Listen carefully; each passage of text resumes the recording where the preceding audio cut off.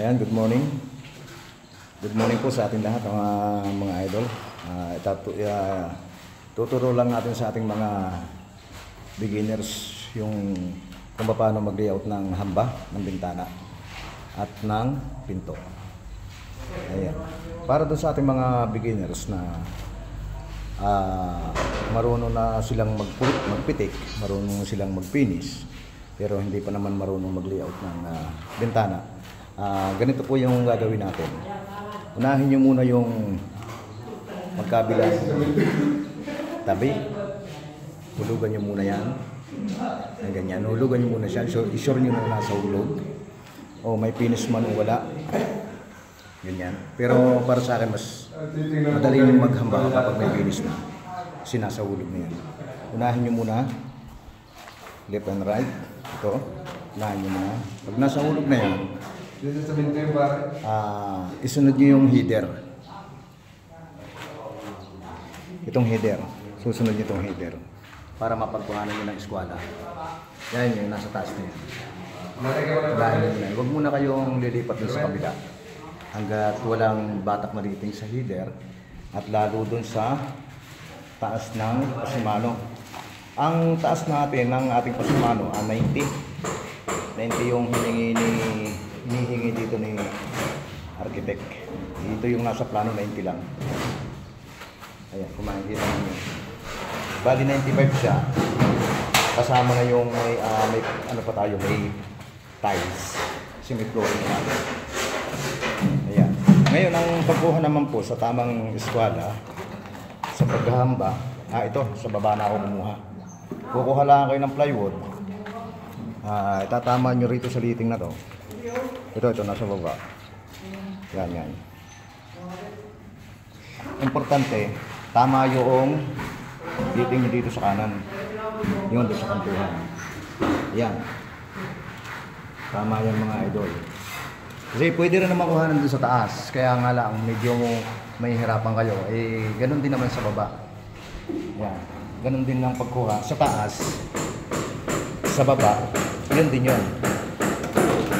Kaya, ang madalas kong ginagawa, dito ako kumukuha sa baba. Kasi isa naman yun may batak naman liting yan.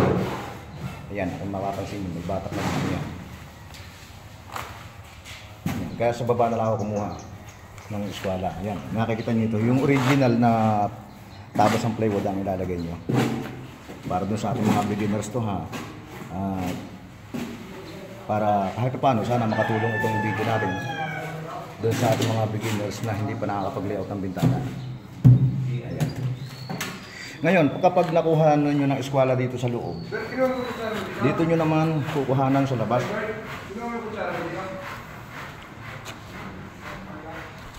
Ito, dito nyo siya huhulugan. Ito, dito. Itatama nyo yung hulog nyo dito, tsaka dun sa taas. Kaya yan, itatapat nyo lang sa liting yan. Pero mas sure kung ilalagay nyo rin sa hulog. Saka kayo, kapag nahulugan nyo rito, kasi dito kayo kumuha ng eskwala sa side na ito. Pag dito kayo nakatayo sa kaliwa, dun sa loob kanan kapag nakuhanan nyo yung kapal nito. Yung kapal nito. Itong hamba nyo, halimbawa ay 12 o 15 cm. Yun yung lahat. Yan. Kapag nahulugan nyo siya, ganyan, ito, meron na siyang liting dito. Nakuhanan nyo rin ng kapal. Ganon din po yun doon sa dulo. Susukatin nila yan. Halimbawa, itong laki ng ating bintana, ay 200. Yan. Kapag nahulugan nyo rito, sukat kayo ng 200. Yun na yun. And then, papanlayo yun doon. Sigurado na yan. I-sure lang nyo yung sukat ng inyong metro. Ayan. Eto, ganun din sa bintana mga idol. Mga construction. Ito. Pag hinulugan nyo rito, kung bilang ang laki ng inyong bintana, pinto ay 80. Ayan, ganun din yung pagkuha ng eskwala doon sa taas. Sa taas nyo naman kukuhanin. Dito sa taas na to. Ayan.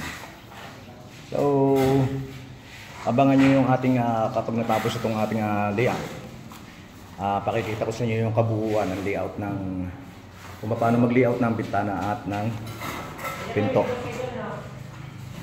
Ayan, sana may matutunan yung ating mga beginners na hindi pa marunong mag-layout ng bintana at pinto. Maraming salamat, at kung nagustuhan nyo ang video natin, paki-follow, paki-like, o kahit kung mas maganda kung i-share para naman makita ng ibang mga beginners na gustong mag-layout ng pinto o bintana. Ayan, maraming salamat at abangan ang ating sunod na video. Mabuhay po tayong lahat.